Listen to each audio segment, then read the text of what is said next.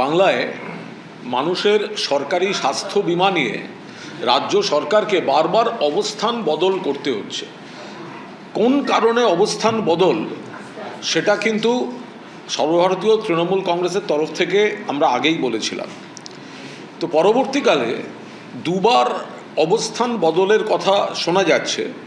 ফলে আমাদের বক্তব্য এই বিষয়ে স্বাস্থ্যমন্ত্রী স্বয়ং একটা পূর্ণাঙ্গ বিবৃতি তার কিন্তু জনসমক্ষে আনা উচিত।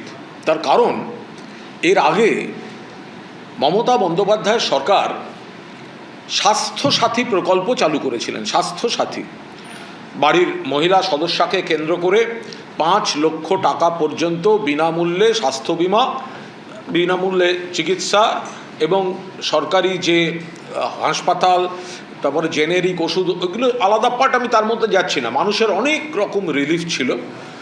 আর পাশাপাশি তার সঙ্গে এই স্বাস্থ্যসাথী কার্ড তখন থেকে বিজেপি বলে আসছিল সেখানে আয়ুষ্মান ভারত আনতে দিতে হবে, আয়ুষ্মান ভারত।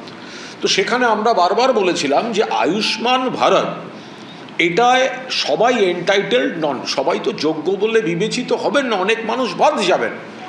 বরং স্বাস্থ্যসাথী সব মানুষ পাচ্ছেন। ফলে জোর করে এই আয়ুষ্মান ভারত বলার কোনো সেখানে মানুষকে পুরো উপকারটা পাইয়ে দেওয়া যাবে না। সরকার উল্টেছে, এরপর ঘোষণা হলো আয়ুষ্মান ভারত বাংলায় হবে।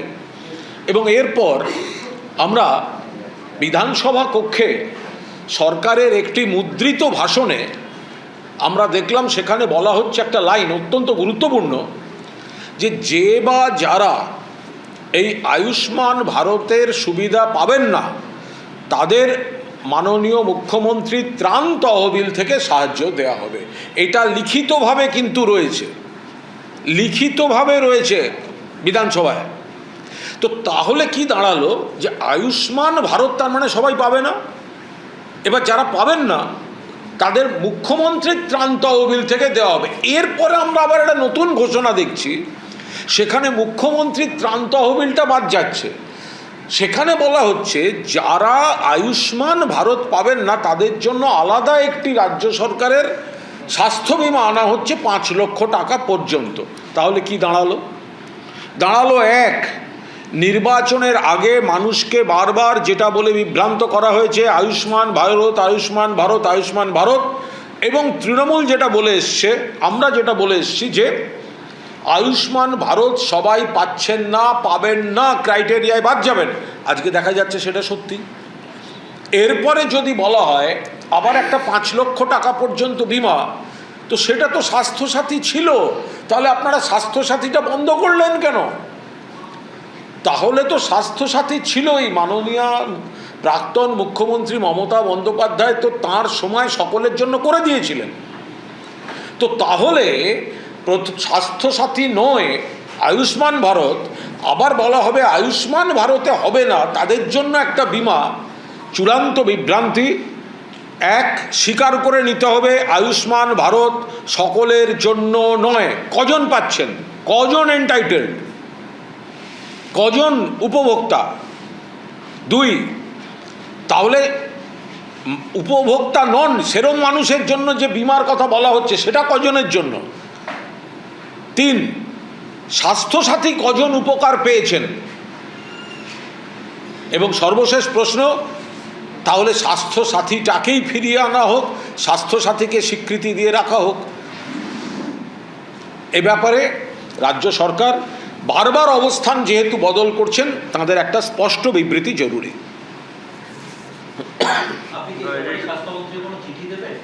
এটা আমরা খতিয়ে দেখা হচ্ছে গোটা বিষয়টা। কারণ মাননীয় প্রাক্তন মুখ্যমন্ত্রী মমতা বন্দ্যোপাধ্যায় সবথেকে বেশি সংখ্যক মানুষকে স্বাস্থ্যে রিলিফ দেওয়ার চেষ্টা করেছেন। এখন মানুষ সেই রিলিফটা পাচ্ছেন না বলে বহু জায়গা থেকে অভিযোগ আসছে যে স্বাস্থ্যসাথীটাকেও নষ্ট করা হয়েছে, আয়ুষ্মান ভারত সবাই পাচ্ছে না, তাহলে বাকিদের জন্য কি?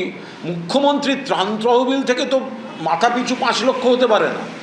ফলে এই যে একটা মুদ্রিত বিবৃতি এখানে রয়ে গেল যে মুখ্যমন্ত্রীর ত্রাণ তহবিল থেকে নেওয়া হবে, মুখ্যমন্ত্রীর ত্রাণ তহবিল থেকে তো এরকম পার হেড 5 লক্ষ টাকা কীভাবে সম্ভব সেটা? ফলে আবার এখন যেটা বলছেন যে স্বাস্থ্য বিমা নতুন একটা, যারা আয়ুষ্মান ভারত পাবেন না তাহলে হোয়াই নট স্বাস্থ্যসাথী কন্টিনিউড হোক। মেনে নিন যে স্বাস্থ্যসাথী সবার জন্য ছিল, স্বাস্থ্যসাথীতে এত মানুষ উপকার পেয়েছেন, একটা তুলনামূলক হিসাব দিন যে স্বাস্থ্যসাথী গত কবছর কতজন মানুষ পেয়েছেন, কত টাকার কভারেজ ছিল।